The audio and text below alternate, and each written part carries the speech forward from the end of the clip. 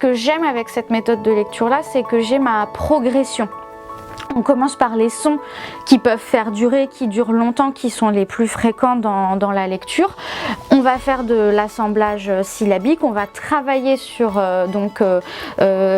cette méthode syllabique et puis après, nous on suit le livre. Je reçois des appels avec des parents qui ont des enfants qui ont vraiment du mal à rentrer dans la lecture.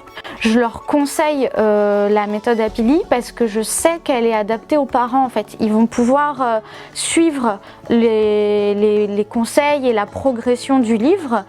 Là, les parents, ils ont un outil qu'ils vont pouvoir utiliser sans forcément avoir un bagage d'enseignant ou notre bagage, nous, de thérapeute. Parfois, j'ai des patients que je vois pour de l'articulation, donc c'est encore autre chose. Bah, là, je peux leur recommander cette méthode-là, en fait, en leur disant qu'ils vont pouvoir l'utiliser avec leur enfant facilement et que c'est... en fait, ça réunit tout ce qu'on veut. La méthode syllabique, la méthode gestuelle, le côté ludique et les explications en fait. C'est parce qu'à la fin en bas de chaque page, c'est répétitif, mais en même temps en tant que parent, on sait comment on va pouvoir appliquer. Je sais qu'il explique les écueils qu'on peut rencontrer. Vous y reviendrez plus tard pour certaines choses. Mais c'est vrai qu'il y a déjà beaucoup de ludique dans la méthode. Nous, on le dit toujours aux parents qu'on apprend mieux en s'amusant, en rigolant. Là, il remet cette petite dose là pour montrer aux parents que en fait bah oui, faut pas hésiter à en faire beaucoup, bravo, génial, super, c'est bien, et à ce que ce soit drôle et rigolo parce que forcément bah, on n'a plus envie de le faire en fait.